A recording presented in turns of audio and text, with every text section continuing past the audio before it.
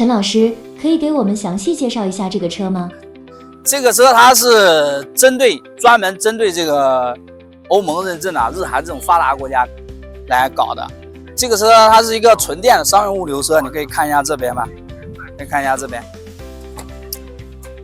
是一个2座的纯电商用物流车啊。这个车续航是200多公里，整个车长呢是一个3.4米的一个平台。然后整个车载重呢350公斤，可以来这边看一下，这些钣金都是很实在的，因为我们都是按照这个欧盟碰撞法规啊，这个 ECE 认证啊，也过了 WVTA 认证。整个车的是一个 K car 的造型啊，比较适合那个日本、韩国啊，他们那个道路比较窄，适合他们这种农场啊做点小生意、拉点货，农场的伐木啊使用，效果还是比较好的，而且还有快充吧，半个小时到1个小时就可以充完。充电在这个地方，这个地方我们可以看到它是有一个快充和慢充的啊。因为这个呢，这个充电口是有讲究的，一个充电口呢它是配备的有这个叫 CHAdeMO 啊，就是适合日本、韩国的，每个国家它有它的标准嘛。我们现在这个不同的款式的不同的国家它有不同的，这个是快充和慢充，在前面充的。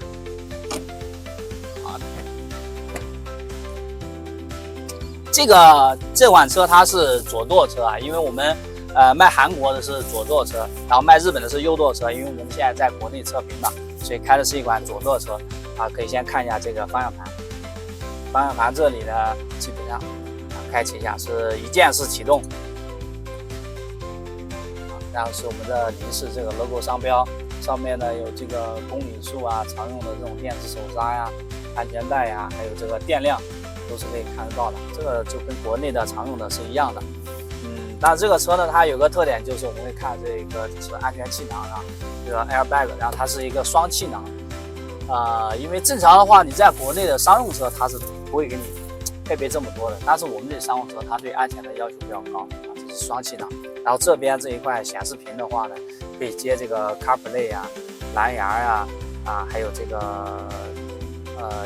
就是常用的这些都是可以用的啊。这个就是档位档杆啊，它是一个自动挡。然后这边的话就是一些储物箱，放一些证件，比如说你的证件。下面是一些充电口啊，这个是点烟器啊 ，USB 充电口。然后下面还有一些，这个可以挂一些储物袋。然后这边是副仪表板，副仪表板的话它这个里边是那个蓄电池。然后上面可以放一些茶杯啊、钥匙之类的。上面这个是正常的遮阳板，因为我们这个设计的话，还有一点就是这里它也是，因为对于日本、韩国，这是他们比较喜欢的，这里会放一些那个常用的手续啊、一些资料之类的。这里是灯光，然后是镜，整个这个就是2座的。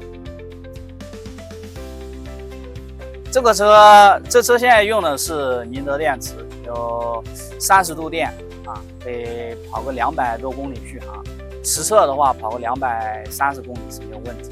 最高车速可以跑到100公里，但是不建议超过100公里。爬坡的话，爬一个30度以下的是没有问题。整个电机的话，峰值功率是30千瓦。下面我们一起上车看一下吧，我们上车开一下，跑一下啊，跟着我。走，出发。